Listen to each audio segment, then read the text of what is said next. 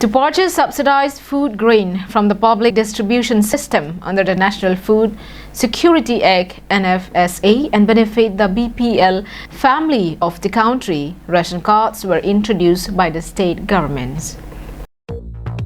According to sources, currently the government is planning to cancel about 10 lakh ration cards that the department has identified to be unoriginal and fake from all over the country.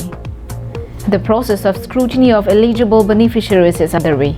More than 80 crore Indian citizens are currently enjoying the benefits of being a ration card holder, out of which over 1 crore beneficiaries are said to be not eligible for the scheme. According to National Food Scrutiny Act (NFSA), those who pay income tax will be removed from the ration card ownership. Apart from that, people with more than 10 bighas of land will not get the benefit of ration card. The ration card will be cancelled if not used more than 4 months. Those people with a job and running business with suitable income, their ration card will also be cancelled too.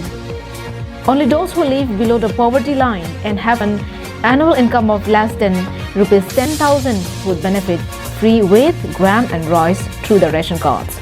If the names of ration card holder with suitable income are not cancelled, then people living poverty line would be deprived from the scheme in the days to come. News Desk report for Caribbean Live.